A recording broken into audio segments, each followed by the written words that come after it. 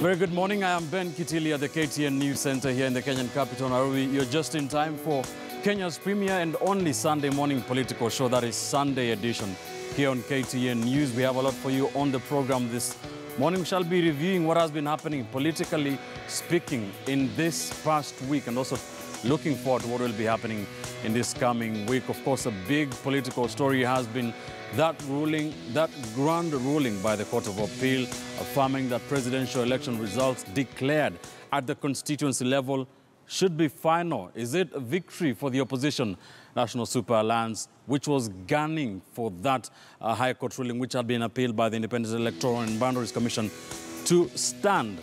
Is it a loss by Jubilee? We shall be taking a look at that and of course, analyzing what are the impacts of that particular ruling. Up next, coming up, is Political Pages. Shall be taking a look at the biggest political stories. Of course, what has been happening on the campaign trail. Jubilee have been visiting one of their strongholds, that is the Mount Kenya region, this past week. They were supposed to be in Western Kenya today. They seem to have changed their itinerary, but the National Super Alliance will be in Busia today. We shall be bringing you those rallies live later on. Duncan Haimba is following that for us. But we shall be taking a look at what has been said on the campaign trail all this week. Thank you for joining us. We hope to be with you in the next 2 hours or so. My guests are already here with me in studio. As always, I have with me Hesbon Owila, political analyst. I have with me a man who has not been on the show for quite some time. He'll be telling us where he has been. That is lawyer Ishmael Nyaribo. We have Mutinda Kavemba, Jubilee strategist, as well as political risk analyst Dismas Mokua. Gentlemen are here already with me to put all these issues, all these happenings, all these political stories into perspective. Thank you for joining us on Sunday edition. We'll start with Political Pages.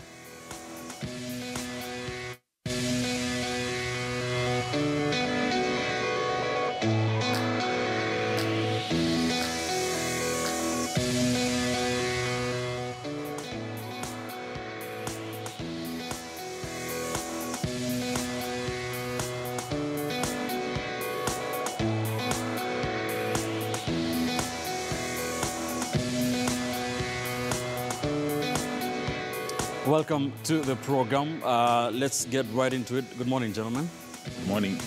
Nyaribo, where have you been, though, before we start? I've been around, probably eavesdropping on what's going on in the Mashinani, and that's why you've not seen me quite often. Karibu sana. Good to have you on the show. Thank you. All right, let's get right into it. Let's take a look at what is in the political pages this morning. And of course, on the Sunday Standard, Jubilee now roll out 1 billion shilling anti-rigging plan. It is based on that ruling by the Court of Appeal on Friday, which we shall be analyzing more deeply later on. But they're saying they're trying to protect the vote, and this may mean that the political parties will deploy more agents to the polling stations. I don't know what the law says. Is this now top priority for these political parties to make sure at the polling stations they have more eyes there?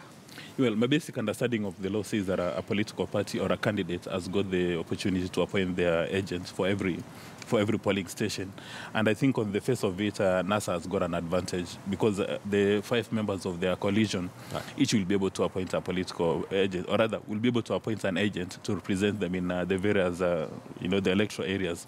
But the challenge in Kenya would be whether or not NASA would actually be able to get agents willing to represent them in Jubilee strongholds, say in central Kenya and parts of Rift Valley. Right. And whether the converse is going to be the case, whether they would actually be somebody from Jubilee who may want to be a Jubilee agent in Bondo. That would be the tricky bit. And that's number one. Then number two, these agents, whether or not they can actually be compromised, because it's very easy for a political party to compromise these agents, right, so that on the voting day, they don't remain loyal to their party leader or to their candidates, but they get some coin and look away as mischief is taking place. So Raila Odinga and President Kenyatta need to invest in very loyal agents and do a lot of quality control to ensure that they do not disappear at the hour of need. So according to the Sunday Standard, there are, of course, a total of 41,000 polling stations across this country. NASA wants to assign 5 agents per polling station. Jubilee is to assign an agent per stream in each of the polling stations. Mutinda, is this a disadvantage to you guys? Because NASA have a lot of political parties in them. Jubilee is just one party. Are you disadvantaged? At the presidential level, these other parties in NASA don't have a candidate, so they'll probably have more agents in these other positions where they're also vying. But at the presidential level, it's ODM versus Jubilee. So I don't think then probably they'll have the privilege to have. The presidential results are being announced at the constituency. Yeah, and it's the same election. Yeah, no, I'm just talking about the presidential vote. You know, there are 6 votes there, yes, and even an MC has an agent. So, and every of those 6 elective positions normally has an agent. Yes. What I'm trying to say is that, contrary probably to what he's saying, is that at the presidential level, it will not be the 5 parties each getting an agent. It will be ODM, whose candidate is presenting the coalition, to have an agent, then for the Jubilee. But I think it's not a loss to Jubilee in any way, because it's all about the capacity to ensure that the vote is properly manned. And I don't think Jubilee has capacity issues. Of course, that story is on page 6 of the Sunday Standard. What do you think about this issue, Ishmael? Yeah, I think this evokes a lot of issues. One, having many agents in the polling station is not really an advantage on anything. And I believe IEBC will have an upper hand in terms of administratively positioning the security officers, the presiding officers, the clerks, and then now the agents. So in terms of where each person will stand, I think that will be controlled by the IEBC. It's not a big advantage, but in terms of relaying information, probably NASA has more stuff to deal with in terms of getting what they want in terms of information. All right. NASA has had this thing they're calling Adopt a Polling Station. That is, of course, just to do what this story is saying. Do you think it's going to be imperative, Hesbon, to make sure that they really, marshal the numbers in the polling stations? I think it is important because if you look at the ruling, you realize that the presidential election is technically going to be at the constituency level. So to the extent that you can marshal enough agents at the constituency level, you're going to have your side covered in terms of mitigating any mischief. But just like Dismas said, it's not so much about marshalling the many agents as it is about having agents who believe in you, who are going to be loyal, and who are going to work with the resources that you're going to channel to them. All right. All right, that is the splash story on the Sunday Standard. Jubilee NASA rolling out $1 billion anti-rigging plan. Can get more details on page 6 of the Sunday Standard. On the Sunday Nation, the big story, big names in battle for party nomination seats. It's a topic we've discussed on this show on very many occasions. So what we understand is the final lists are being kept secret until the last minute to avoid leakage to rivals jostling for positions. That is, of course, in that battle to name for those party nomination seats. And what Sunday Nation is quoting here, Wilson Tusion, the NAT Secretary General, is to be considered for an ODM slot. Agnes Zani, the ODM Secretary General, likely to get a second chance in the Senate. Millicent Omanga, who lost a Jubilee woman representative seat in the primaries, also being cited here by the Sunday Nation. Maina Kamanda, a former Sare MP, who was persuaded not to contest for the 2017 election. Ernest Nadome, trade unionist, of course, at Kotu. Ruth Onyango, former MP. Godfrey Otsotsi, the Secretary General of Musalia Mudavadi's ANC. Beatrice Kwamboka, Nairobi MCA. Dismas, you have been very harsh when it comes to party nominations. What do you think about these names and the processes by the political parties to nominate leaders to these seats? In an ideal democracy, then the people who are nominated to these positions are supposed to reflect the party's agenda during the National Assembly or Senate or the debates, the kind of position they're supposed to be taking. Like, for instance, when you see ODM nominating Sosion, I think that's a breath of fresh air. Maybe NASA or ODM wants to place a priority on labor issues. That's why they are nominating a trade unionist. But most of those names, they are really party officials, people who've served in the various political parties, like, say, Zani. probably she wanted to run for a position and she was told not to run so as to be guaranteed a nomination. And the minor commander, you remember there was a bit of turbulence in Starehe, and I think for him to step down, he was offered a position. But I think moving forward, the political parties in Kenya should be nominating people because of their subject matter competence. And among those names, the only ones which sticks out is the one of Sosion and Nadome, the trade unionist. But maybe one would have expected to get names of more professionals, maybe engineers, medical doctors, people because of the nature of their career do not have resources or skills to go and participate in active campaigns. People who add intellectual value in the debates in the National Assembly and in the Senate. Those are the kind of names one would have expected. But again, this being Kenya, most of the names you're seeing there are rewards for loyalty and maybe a few guys who may have given resources for the campaigns. Mutinda, should these seats be given to people who, like appeasing people who lost in the primaries, for instance? You know, first is that there are some changes in the current nomination procedures as compared to what used to happen before. Right. And that is why we're even having this discussion, because initially we used to get to know who has been nominated after the election. But the law was deliberately changed so that there is an element of public participation in some of these decisions, such that we probably, like for instance, we in Jubilee have a right to know who are in our list by the time we go vote, because these people are also going to be nominated based on the number of votes or the number of seats we Jubilee are going to garner. It is normally proportionate to the number of seats a party gets.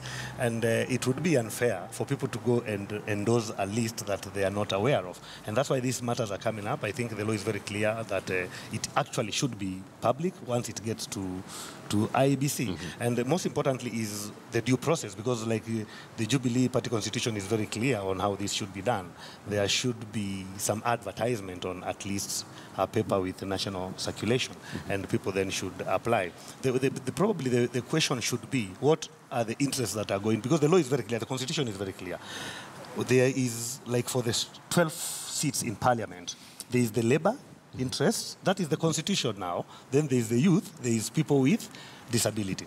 If you noted in the last Parliament, the outgoing Parliament, there was nobody who specialized in labor relations, yet there are people who are nominated as if they had gone to represent that. I felt that the labor movement was shortchanged. I don't know whether it is because they didn't organize effectively politically, because the Constitution is very clear that part of those 12 slots should represent labor interests, then others, people with disability. So if you ask yourself, in the last Parliament, who among the nominees represented labor interests? And did we see that in their participation in parliamentary business? So as we also look at that, look at the procedure, we also need to look at the ability and the competences of these people to go and effectively represent the reasons why they are there. If it is gender, if it is people with disability, at least Isaac Mwaura seemed to be representing the group that took him there. At least he stood out as one person who really came out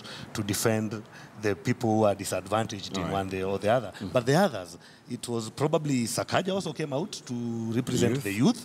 He passed some youth-friendly bills. That's what I'm trying to say. We need to start seeing a reflection of competence, of effectiveness in representing that which made you get to that house in the first place. So the question is this, Ishmael, why don't we see that representation? How do these political parties exploit these loopholes? We understand, for example, for the 20 seats for the Senate, 16 are supposed to be for the women, 2 for youth, 2 for people with disability.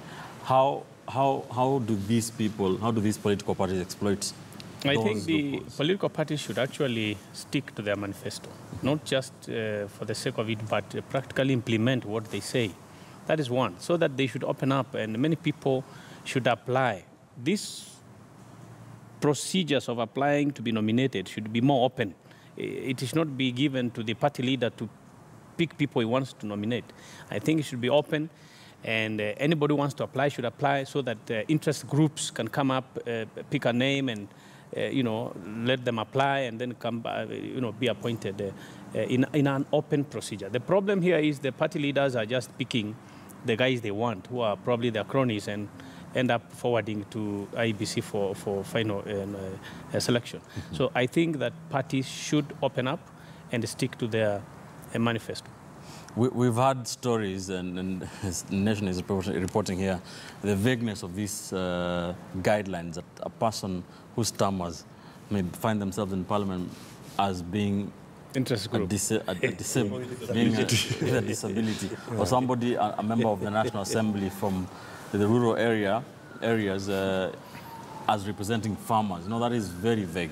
How do these parties, or how do IEBC ensure that the vagueness is not exploited? I think to a large extent it's beyond IBC, to the extent that, there is no clear-cut definition of a person with disability, a farmer, or the vulnerable. And I think the last parliament gives a clear illustration of that. We had a few individuals who represented absolutely no group, no interest group, and they got away with it simply because the political parties were big, and of course without mentioning names. But I think what this loophole in the law gives political parties is an avenue now to use this as a campaign tool, that anyone who loses in the primaries and feels like they have numbers and they can actually demonstrate that their voters are disenfranchised by the fact that they are not on the ballot, are now given a slot, before the election, and it is used to campaign as something that, the voters would get as a reward by voting for the political party. And in many instances, it has been used, I think, in the last general election in Kisii, it brought some rank and acrimony when ODM had Janet Ongera in the list. Mm-hmm. And then they also had Chris Obure contesting as a senatorial candidate. And I think the words that were going round down there by the other group was that, these two are from the same community, so we already have one in the Senate. Why elect another one? We need to pick, So it has been used by politicians for campaign purposes. And if you look at that list, I mean, even the labor union representatives that you have there, they are not picked on the basis of their, clout as labor officials. They are just picked on the basis of the movements that they lead and how big those movements are. All right. You look at Millie Omanga, I mean, you look at the population of Kisii in Nairobi, it's quite significant. And the reason why he's there is just to ensure that the Jubilee gubernatorial, senatorial candidate, and of course the presidential candidate attract that Kisii vote. All right. So that is, of course, part of that balancing. Yes, Dismas? If you may allow me to make a point, when you look at the current nominated members to the National Assembly, and in the Senate, most of those guys are a disaster, a very huge failure, apart from Sakaja and Mwaura. The rest of the guys, you don't know what they've been doing at the National Assembly and at the Senate. And you would have expected, as Kavemba has indicated, if you are nominated to represent a special interest group, you need to come up with very solid pieces of legislation so that people can actually begin to feel you. Like, for instance, there's a fella, I mean, without naming names, but when you go back to the Senate and you look at the nominees, what have they done? Like, for instance, most of the ladies who are nominated to the Senate, the female senators, right. If you go to the Hansard and you're trying to locate their contribution you'll be struggling. And that's why one would have expected that in the new list, they would now give subject matter experts. Kavemba is here. One would be interested to know, what will Maina Commander take to the National Assembly that he has not been able to deliver for the last several parliaments that he's been a member? Where would you want to nominate that gentleman instead of, say, looking for somebody like Jim Nambaru, a businessman who can go to the National Assembly and catalyze conversations around taking Nairobi to the next level? Right. And I think at some stage we must run away and look at our party leaders in the eye and tell them that these positions are meant to serve the public good. You're not supposed to be rewarding your friends. You're not supposed to be rewarding your girlfriends or your business associates. You're supposed to reward subject matter experts. And it would be interesting if Sosion gets to the National Assembly, you can actually be sure that labor issues would have very strong representation at the floor of the House. Outside that, some of the members of that list, you're trying to look at what they're going to take to the National Assembly, and you cannot help but frustrate your own. All right. Of course, we shall be keeping an eye on that story, how these nominations will be done. Those political parties trying to keep their cards very close to their chests. Still on the Sunday Nation, on page 6, Jubilee to launch its manifesto. That is, of course, tomorrow, yes? Mutinda? Yeah, tomorrow. Yes, of course, that is a manifesto, in a re-election manifesto. What should we expect from that manifesto? What is this new? What new goodies do you have for Kenyans? You've already been hearing bits and bits of it as it has been coming out. Of course, first is to consolidate the gains that we've made in the last 5 years. So there'll be something about health. The package for maternal health is going to be improved. Right. There's something about the free secondary education that both camps have been claiming to be pushing forward, which is a good thing anyway, because that means that Kenyans still stand to benefit. Enjoy, yes. All right. So there will be issues of infrastructure. And basically, what you've been hearing in bits is going to be brought together. All right. Yeah. To some of the areas that have been outlined here by the Sunday Nation, of course, this is not 100% what will be there tomorrow at Kasarani. Transformational leadership, a safe Kenya, empowering our youth, a food secure Kenya, social justice, a healthy Kenya, water and electricity for all. When you take a look at that at a glance, Dismas, what does that tell you? Well, Ben, you know, the process of creating manifestos in Kenya is shrouded with a lot of mystery. Part of the reason why Kavemba would not be able to elaborate what is contained in the manifesto is that this manifesto has been put together by the political elite of Jubilee. So there is a probability that he has no idea what's contained in the manifesto. It's almost 100%. I can almost bet my head that even the president and his deputy have no idea of what's contained in the manifesto they're going to launch tomorrow. There's probably a group of 12 sharp guys, economists, engineers, who have come up together with, who put together that manifesto. In developed economies or mature democracies, it's the people who develop manifestos. The idea starts from the bottom, they flow to the top, and then you have a very solid policy on your development priorities and what you intend to do for the nation. But now coming back to Jubilee, it's a tragedy that in fact we are expecting Jubilee to give us a manifesto. A serving administration like Jubilee, we do not expect a manifesto tomorrow. They should be giving us a scorecard, telling us, this is what you promised you 5 years ago, and this is what you've been able to achieve. A serving government is never, ever supposed to give us a manifesto. They're not supposed to be making promises today. They've had 5 years to actualize their promises. So they need to tell us, this is what we promised to deliver, this is what we've delivered, and this has been the variance. What we are supposed to be discussing is, what's the reason for this variance? Is it because you did not have enough resources? Is it because you did not know how to deploy the resources? And it would be interesting for Kavemba to tell us, when Jubilee took over, what are some of the projects which they started from scratch to completion?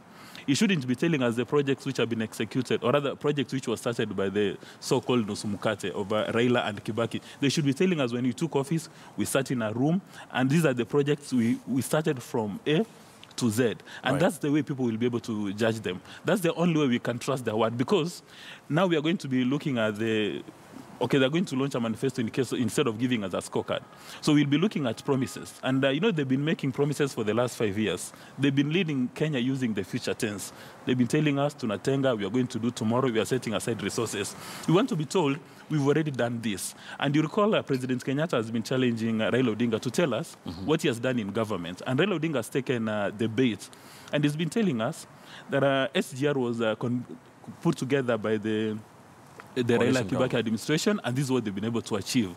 And we need that kind of conversation so that we can trust and put our leaders into account. All right. Mr. Dismas, why don't you believe on what they have showcased in the delivery.go.k portal? Yeah. Okay, just your opinion, because let's look at the issues that I think they have tried their bit. Let's look at the issues that affect Mwananchi. Let's talk about Unga. When they took over, they said there's going to be food security in Kenya. Are we food secure now? Probably and not. It's likely to be part of this we should be told new that. manifesto. It is actually there. I think to a large extent, whatever they're going to launch, the snippets that we have from the newspaper is a clear indication that they're not launching something new, because what they've picked are elements of areas that I feel they were not adequate in terms of addressing. Because when you look at social justice, the overarching thing about social justice is that having focused on infrastructure, which from what I see they've done pretty well, there is need now to address the common mwananchi, that when you talk about social justice, you're looking at so many things about this common mwananchi? To what extent do they have food? And they've also mentioned food security. So I think going forward, the question would be now, how then do they articulate all this and tell us how they're going to ensure there is food security based on what has happened in the past? Right. How then are they going to make, the use of electricity in houses that don't have corrugated iron roofs in very poor neighborhoods? How will that electricity help? How will SGR, for instance, now translate as a mega infrastructure to resources trickling down to the people? But I think the most important thing for me is health. Because when this government came to power, they talked about free maternity health. And I would expect that in their manifesto, we see a continuation of free maternity health and an expansion. Right. In the sense that we have both pre- and postnatal care. Yes, Ben, I just want to say before you, but please, if you give me a minute. The issue for on an ordinary mwananchi is not about the beautiful words you use in a document. That is for elitists. But for an ordinary citizen, he wants to see, did you tackle corruption? And whether you did or not, what perceptions do they have?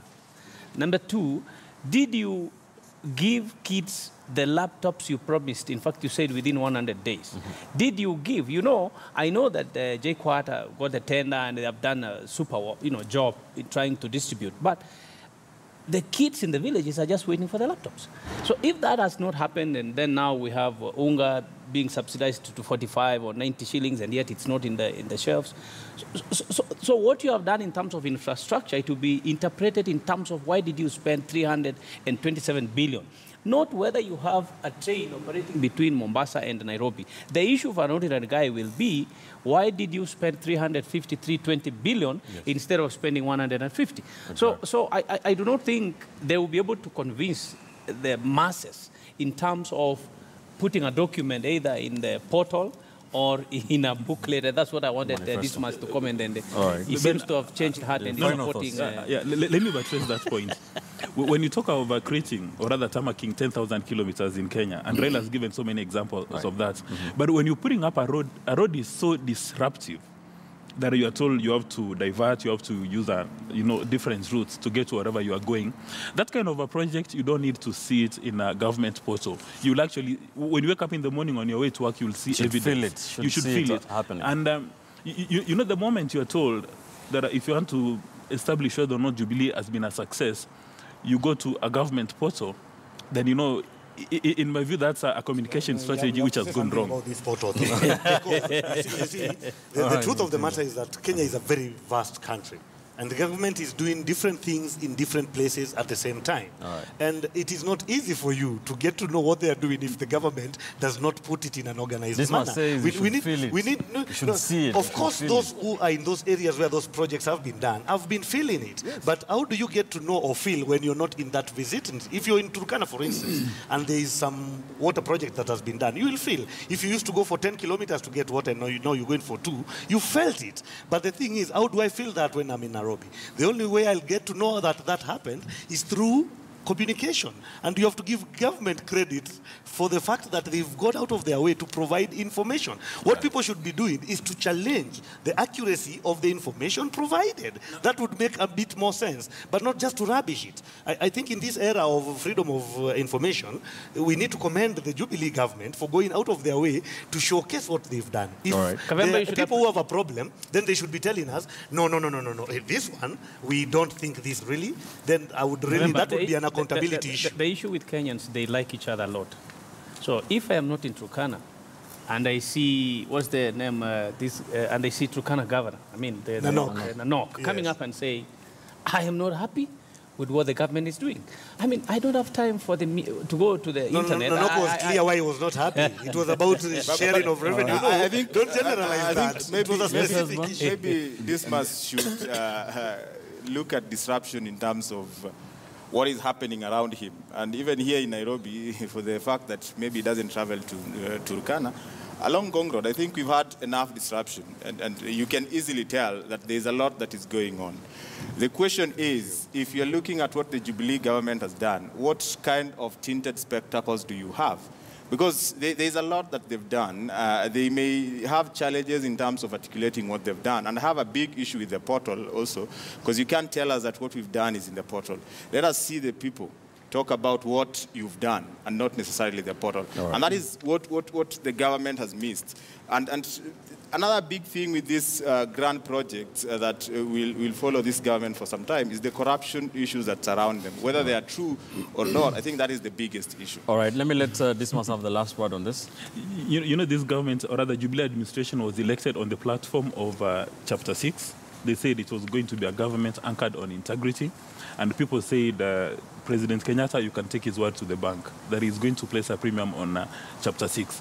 That's something that we need to evaluate. And also Article 10, which talks about national inclusivity, that when you look at the government, do you see the face of Kenya in that government? When they're making public appointments, do you see the face of Kenya or you see the face of two communities? And coming to the point Kavemba has raised, when there's a development project going across the nation, they're supposed to be spread so that if you're in Turkana, if you're in Kisii, you're in Meru, you are able to feel. So people in Kisii should be saying, from the Jubilee national government, we've seen a road. People in Mandera should be saying, from the Jubilee national government, we've seen a major referral hospital, in as much as maybe that may not be their mandate. So that if you are seated in a bar in the evening and having a drink, everybody can talk about a project in his village. You're not supposed to be told the 45 days to election that this is the time we are going to maybe come up with subsidies for Mira farmers. Fair enough, fair enough. Can I say something? I just want to say something. You know, the communication experts, they have brought out something very important that I want to second.